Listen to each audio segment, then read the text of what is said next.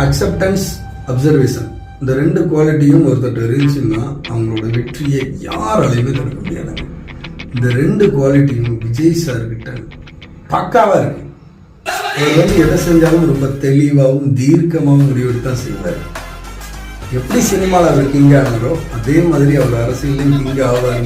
ஒரு மாற்றம் வேணும்னு எதிர்பார்க்குறாங்க எல்லாருமே. ஏன் உங்களுக்கு ஒரு மாற்றம் வந்தால் நீங்கள் ஏற்றுக்க மாட்டீங்களா? அந்த மாற்றம் விஜய் சாரால் கண்டிப்பாக வரும். தமிழ்நாட்டு அரசியலில் 2 பேரும் ஆளுமையான 2 அரசியல் கட்சிகள் இருக்காங்க. இங்கே ஒரு வட்டத்தை போட்டு வச்சுக்கிட்டு வர்றவங்கள 10 பேர் என் பக்கம் 10 பேர் உன் பக்கம் தான் இங்கே நடந்துட்டு இருக்குது. அந்த வட்டத்துக்குள்ள சாதாரண ஒருத்தர் வந்தால் சும்மா இருப்பாங்க. வர்றது விஜய் சார் மாதிரி ஒரு அரசனாக இருந்தால் எல்லாருக்கும் பதறத்தானே செய்யும், பற்றி எரியத்தானே செய்யும். நார்மலான ஒரு மனுஷனோட உழைப்பில் வந்து குறைஞ்சது 52% அவங்களோட சந்ததிக்கு படிப்புக்கே செலவாகுதுன்னு ஒரு ஆய்வறிக்கையில் சொன்னதை நான் படிச்சிருக்கேன்.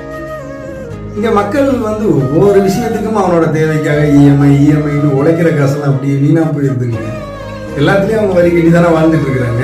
அப்போ அவங்களுக்கு ஒரு நல்ல மருத்துவமும் நல்ல கல்வியும் கொடுத்தாலே போதுமே. அவங்கவுங்க வாழ்க்கையை அவங்கவுங்க மேம்படுத்திக்குவாங்க. அதை இங்கே சரியாக செய்யலைங்கிறது தான் எல்லாரோட வர்க்கமும்.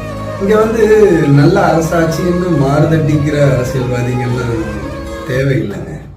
நல்ல மக்களாட்சி கொடுக்குற தலைவன் தேவை. அந்த தலைவனா நம்ம தமிழ்நாட்டு மக்களுக்கு விஜய் சார் இருப்பாருன்னு நான் நம்புகிறேன்.